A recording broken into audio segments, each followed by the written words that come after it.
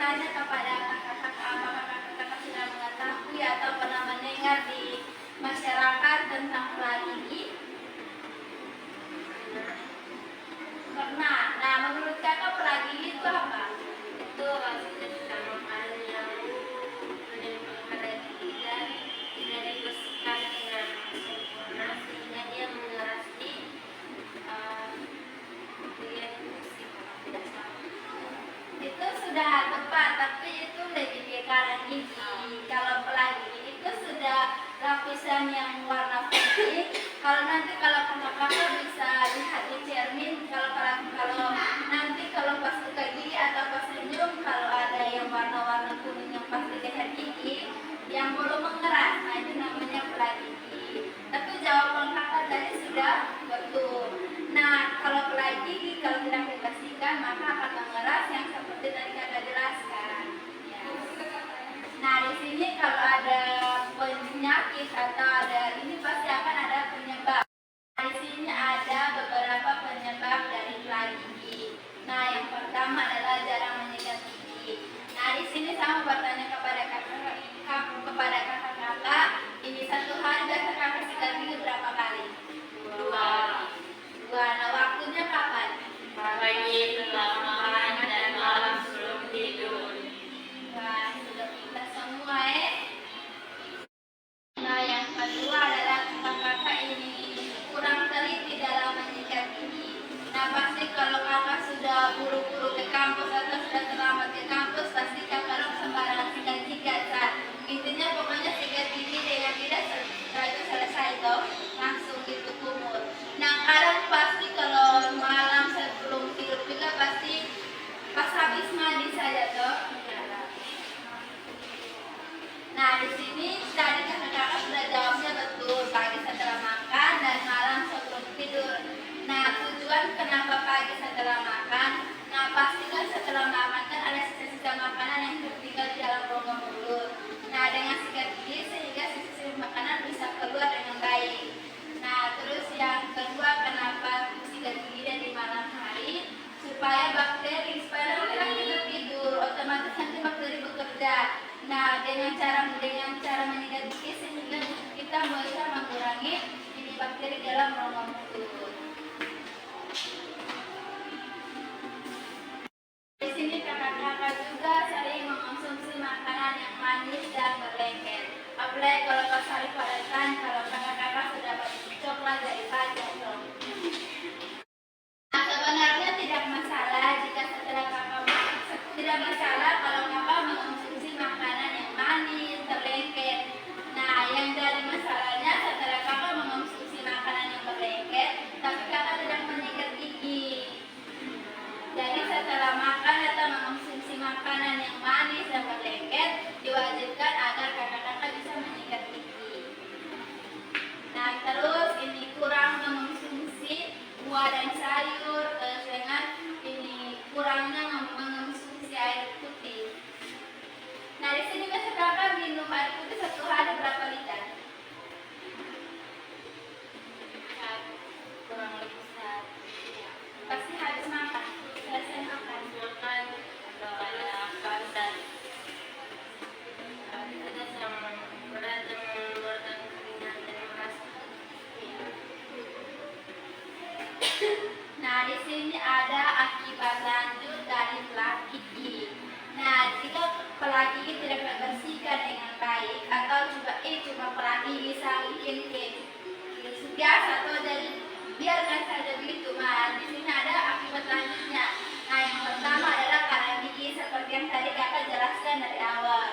Nah, kan setelah terjadi pelah gigi nanti dibiarkan terus-menerus maka akan menyebabkan karang gigi. Nah, jika kalau sudah terjadi karang gigi maka itu akan menyebabkan banyak penyakit. Nah, salah satunya ada lubang gigi. Nah, setelah karang gigi nanti ini bakteri yang ada dalam karang gigi bisa berakumulasi dengan air liur kita sehingga dapat menyebabkan lubang gigi. Nah, ini bukan hanya dari lubang gigi saja, tapi ada yang namanya gingivitis. Nah, gingivitis itu adalah peradangan pada gusi. Nah, jika kalau terjadi gingivitis tapi terus dibiarkan maka akan menjadi periodontitis. Karena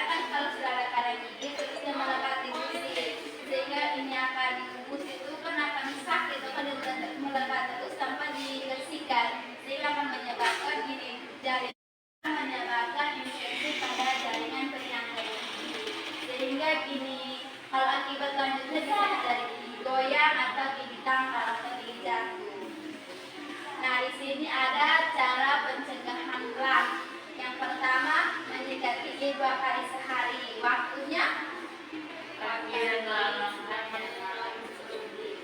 ya. Terus sering mengonsumsi air putih, sering makan sayur, terus ini mengurangi makanan yang ya. Dan jangan lupa kunjungi dokter gigi 6 bulan sekali. Iya, nah, mungkin ini saja penjelasan saya mengenai plak. Jika ada pertanyaan dari kakak-kakak, saya persilahkan. Mereka ingin bertanya kalau perbedaan antara plak gigi dan darah gigi itu apa ya? Oh iya, baik, terima kasih atas pertanyaannya. Dengan kakak siapa? Oh ya, baik kakak Sherly. Di sini plak sendiri adalah ini. Sebenarnya plak dengan darah gigi itu hampir mirip, tapi plak gigi itu lebih ke jarang membersihkan apa rongga mulut sehingga sistem makanan menempel dan itu belum mengeras. Nah, sedangkan kalau tartar atau kalau bulus itu sudah mengeras. Itu biasanya lebih warna kuning dan lebih sering tertempel di leher gigi begitu. Mungkin bisa dimengerti. Baiknya apa lagi?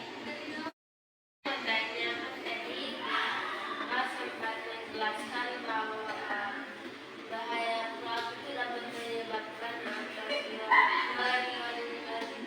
Perioditis. itu apa ya? Oh ya, baik terima kasih atas pertanyaannya. Kalau boleh tahu atas nama kakak siapa? Oh ya, baik kakak, ini di sini perioditis itu adalah infeksi pada jaringan penyangga gigi. Nanti kalau gigi berlubang itu sampai dia goyang tadi yang disebabkan oleh yang itu goyang penyangganya itu sudah bersambut itu makanya yang gigi berlubang dan jatuh. Itu kan ini kalau gigi goyang. Kalau pertanyaannya gigi lubang atau gigi goyang?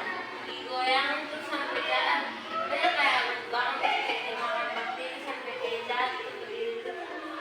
Oh ini Itu kalau sama dengan dia ini agak mirip tapi bukan. Kalau lubang gigi itu kayak lebih ke sakit atau nyeri.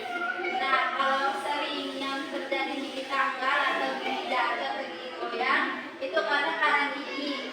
Nah, karang giginya sudah menempel pada gusi dan terus tidak dibersihkan. Kalau terus dibiarkan terus sehingga kan sudah mendekat keras di leher gigi, sehingga maka akan menyebabkan ini perioditis. Nah, akan terjadi ketidakseimbangan antara ini jaringan penyangga gigi. Nah, setelah itu nanti ini lama kelamaan akar gigi yang menancap di jaringan penyangga gigi maka akan ini tergoyang, maksudnya tergoyang. pokoknya dia akan goyang. akan mudah goyang begitu kakak. Ya, adakah alat untuk membersih tulang gigi? Dokter. Oke. Baik, ini terima kasih atas pertanyaannya. Kalau boleh tahu atas nama kakak siapa? Anita. Anita. Di sini mungkin pelagi bisa dibersihkan dengan sikat gigi saja. Nah, berbeda dengan karang gigi. Kalau